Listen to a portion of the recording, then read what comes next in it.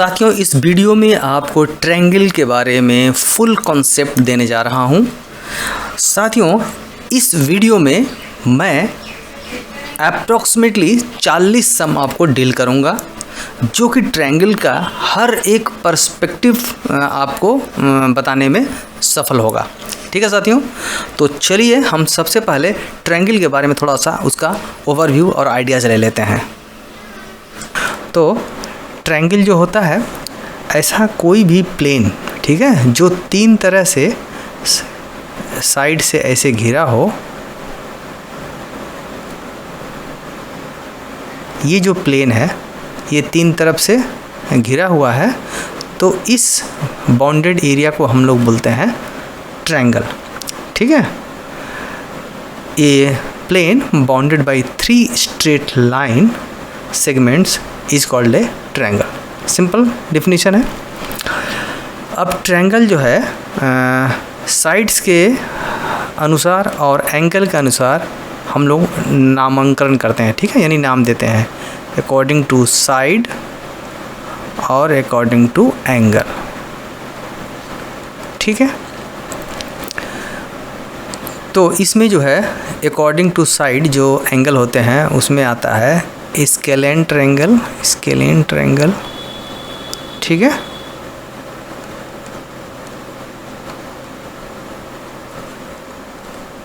उसके बाद आता है आइसोसेलेस ट्रायंगल। ठीक है, उसके बाद आता है ISOSC होता है, यहाँ पर S और C होता है। ठीक है, आइसोसेलेस ट्रायंगल। उसके बाद होता है इक्विलैटरल ट्रायंगल। ठीक है, इक्विलैटरल ट्रायंगल। ठीक, और एंगल के अकॉर्डिंग्स होता है एक्यूट एंगल ट्रायंगल,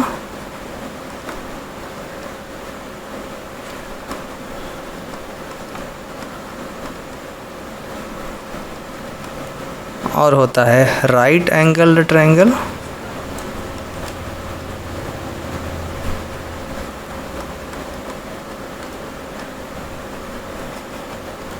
और होता है ऑब्ट्यूज एंगल ट्रायंगल। हाँ,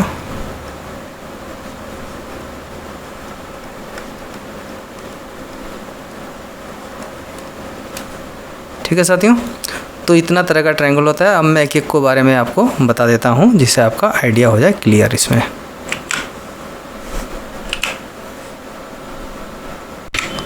तो वो जो 6 ट्रायंगल है उसके बारे में बताने से पहले मैं एक दो चीज़ कॉन्सेप्ट ट्रायंगल के बारे में बता देना चाहता हूँ कि अगर मान लिया एक ट्रायंगल है, ठीक है, ABC। इस ट्रायंगल में जो साइड बड़ा होगा, मान लिया AC greater than BC greater than AB। ठीक है, यानी ये वाला साइड सबसे बड़ा है। मान लिया ये वाला 50 है, ये वाला 40 है और ये वाला 20 है, जस्ट फॉर एग्जांपल के लिए सेंटीमीटर। तो इसमें ये जो एंगल होगा ये AC के सामने का एंगल है। ठीक, और ये जो साइड होगा ये वाला एंगल इसके सामने का एंगल ये वाला है, और ये जो साइड है इसके सामने का एंगल ये वाला है। ठीक, तो जो साइड बड़ा होगा उसके सामने का एंगल भी सबसे बड़ा होगा। यानी इसमें क्या होगा, एंगल B जो है वो बड़ा होगा एंगल A से। ठीक है, और वो बड़ा होगा एंगल C से। ठीक है, यानी ये रिलेशन आप जान के रखिए। ठीक है, अब मैं आपको बता रहा हूँ वो जो है स्केलेन ट्रायंगल यानी अकॉर्डिंग टू साइड होता है ऐसा ट्रायंगल जिसमें तीनों साइड डिफरेंट हो। यानी ABC ये जो तीनों साइड है ये अनइक्वल हो, यानी ये सभी अनइक्वल है, अलग अलग है। ठीक है, मेजरमेंट का है। उसके बाद आता है आइसोसेलेस ट्रायंगल। ठीक है, आइसोसेलेस ट्रायंगल, इसमें क्या होगा, ये दो साइड इक्वल होता है और ये साइड डिफरेंट होता है। यानी दो साइड इसमें इक्वल होता है, तो इसमें दो बेस एंगल जो बोलते हैं ये भी इक्वल होते हैं, दोनों ये वाला दोनों इक्वल होते हैं। ठीक है साथियों। अब तीसरा आता है इक्विलेटरल ट्रायंगल। ठीक है, इक्विलेटरल ट्रायंगल, इसमें क्या होता है, तीनों साइड यानी this equal to this equal to this, तीनों साइड इक्वल होता है, इसलिए तीनों एंगल भी इक्वल होता है। ठीक है, ये हुआ, इसको बोलते हैं हम लोग इक्विलेटरल ट्रायंगल।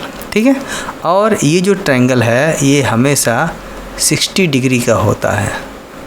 60 डिग्री क्यों होता है? क्योंकि किसी भी ट्रायंगल का टोटल जो एंगल होता है वो 180 डिग्री होता है। तो 180 को अगर हम लोग 3 से डिवाइड करेंगे तो आएगा 60, इसलिए ये 60 होता है। क्लियर? तो ये रहा साइड्स के हिसाब से ट्रायंगल का नाम। अब बताते हैं एंगल के हिसाब से। अब बता रहे हैं कि एंगल से अकॉर्डिंग से जो एंगल का नाम है, पहला है एक्यूट एंगल ट्रायंगल है।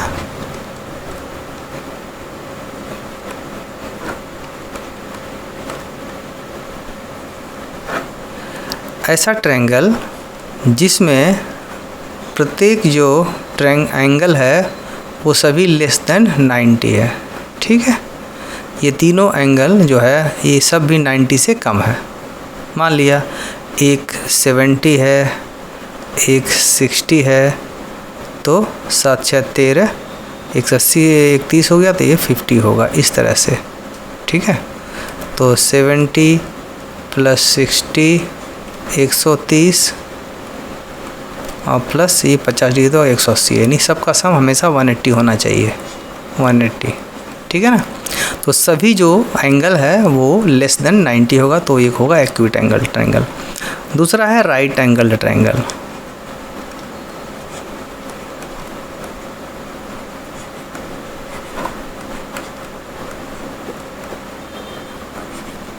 इसमें क्या होगा कि एक जो एंगल होगा 90 डिग्री होगा, ये वाला, और ये भी हो सकता है कोई भी, और बाकी जो दो एंगल होगा दोनों ही मतलब लेस देन 90 होगा। ठीक है, लेस देन 90 होगा, ये भी हो सकता है, जैसे मान लिया ये वाला 47 डिग्री है और ये वाला 43 डिग्री है, उन दोनों मिला के 90 90 90 80 हो जाता है। ठीक है, तीसरा जो है ऑब्ट्यूज एंगल ट्रायंगल।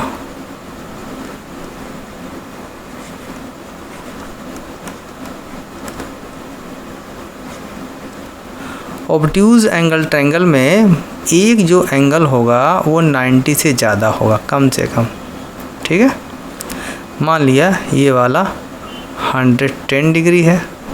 ठीक है, तो ये वाला मान लिया 50 डिग्री है, तो 60 हो गया, ये वाला तो 20 होगा, इस तरह से है। यानी एक एंगल जो है वो 90 से ज़्यादा होना चाहिए, तो उसको बोलेंगे ऑब्ट्यूज एंगल ट्रायंगल। ठीक है साथियों, अब मैं आपको मीडियन के बारे में बता रहा हूँ। ठीक है, ये ट्रायंगल है ABC। मीडियन क्या होता है कि अगर कोई भी साइड, ठीक है, मान लिया BC का अगर ये मिडिल पॉइंट है, ठीक, तो इस पॉइंट को और इसके अपोजिट जो वर्टेक्स है उसको अगर हम मिलाएं, अगर ये यहाँ पर ये D पॉइंट पर मिलता है मान लिया, तो AD जो है एक मीडियन है। ठीक है,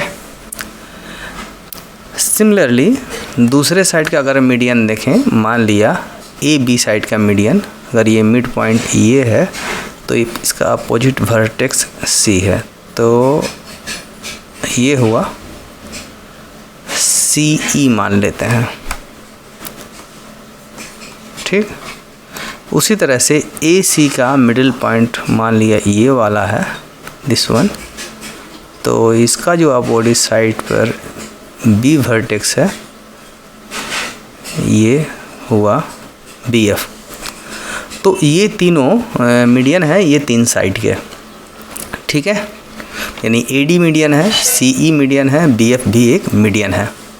ये जो मीडियन है जिस पॉइंट पर ये क्रॉस करते हैं, ये मिलेंगे एक पॉइंट पर, इस पॉइंट को हम लोग बोलते हैं सेंट्रॉइड। ठीक है, ये जो पॉइंट है दिस वन, इसको बोलते हैं हम लोग सेंट्रॉइड।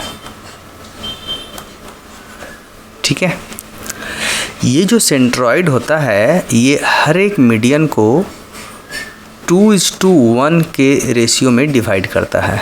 सपोज कर लीजिए अगर ये मीडियन ओ पॉइंट पर है तो ये ए वो होगा 2 और ये वाला होगा पार्ट 1, यानी AO is to OD equal to 2:1.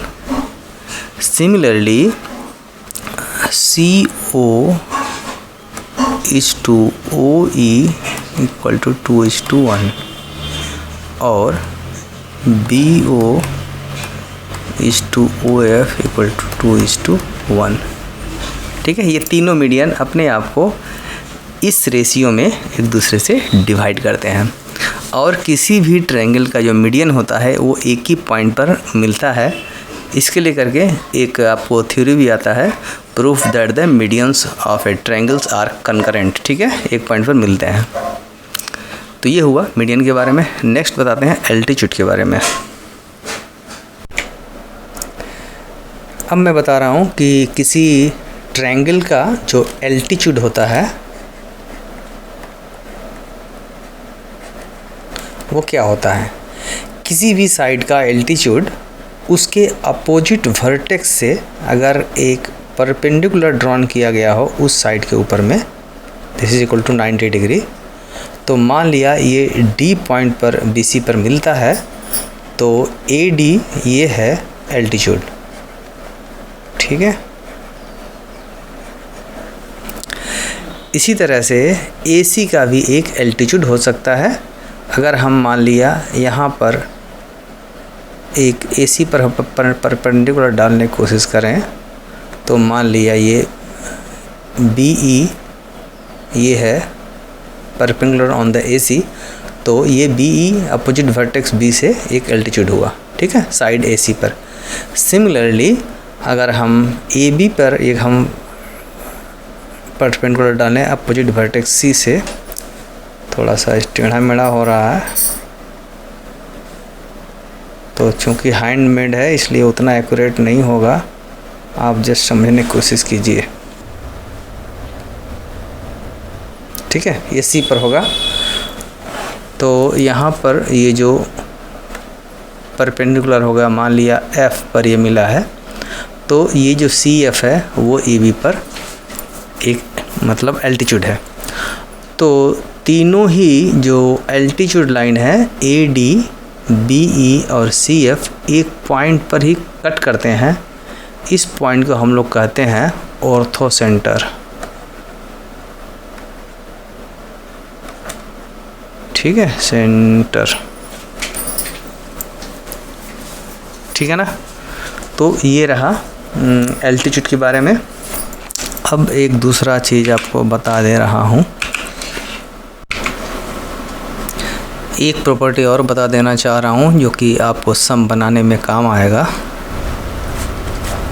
ठीक है, मान लिया यहाँ पर ये ABC है। ठीक है, इस C पॉइंट पे अगर हम AB का पैरेलल एक लाइन ऐसे टाने, ठीक, मान लिया CE, जिसमें ये जो साइड है दिस वन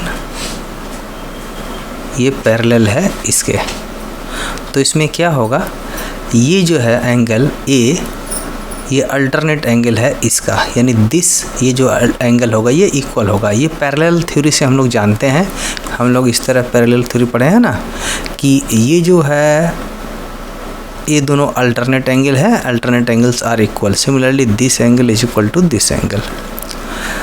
और इसको भी अगर हम लोग एक्सटेंड करें यहाँ पर तो ये वाला दो पैरेलल है इसलिए ये वाला दो करस्पॉन्डिंग एंगल होगा और करस्पॉन्डिंग एंगल भी इक्वल होते हैं। ठीक है, तो ये प्रॉपर्टी भी आगे सम बनाने में काम आएगा। ठीक है, तो चलिए अब हम लोग सम बनाने की ओर चलते हैं।